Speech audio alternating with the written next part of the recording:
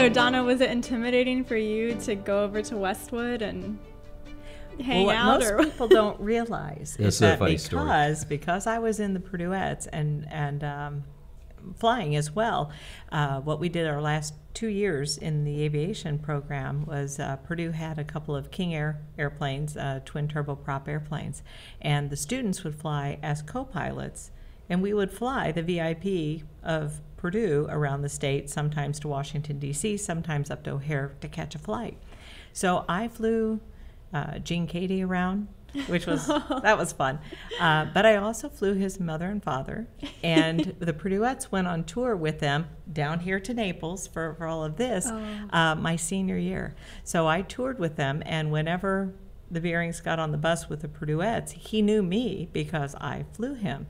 And he said, well, I'm going to sit next to my co-pilot. So we sat there and chatted, and commencement came, and little did I know, my father-in-law's signature is on my diploma.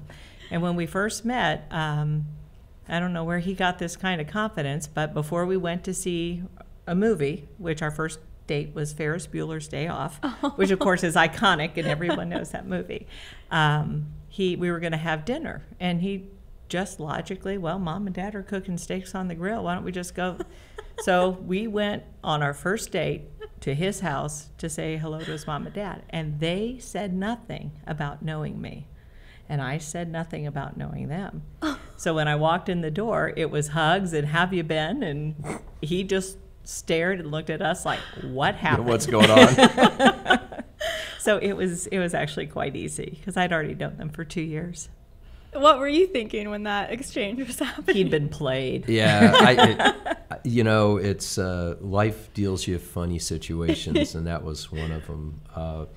And that reminds me, if I don't mention this, I think it'll probably not be brought up. But one of my other favorite moments, speaking of us and my parents, this was after we had both graduated and we were back in town, and it's a football weekend, I think. And for some reason, there wasn't a later event at Westwood. I think it was an early game. But it's about 10 o'clock at night or 9 o'clock. And Donna, you're not going to go there. Yeah, Donna and I. I just realized what he's going to say. Donna and I went and got our coats, and we decided we were going to go over to Harry's. And my dad looks at us. Well, your brother joined us then, John. Yeah, my younger brother was there. And, where are you guys going? We're going to Harry's. Oh, yeah, hold on, I'll get my coat. And then my dad sees this commotion and says, what are you guys doing? And you guys look like you're all leaving. Where are you going? Oh, we're going to Harry's. Oh, hold on, I'll get my coat.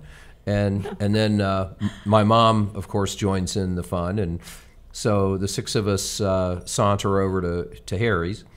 And I think that was the only time my dad was ever there, but it was like a Saturday night at 10 o'clock. And he walks in with us, and the whole place went dead silent. You know how loud Harry's is. Yes. And the whole place went, he's here. He's here. He's here. Anyway, it was just one of those absolutely remarkable moments that could only happen in that setting.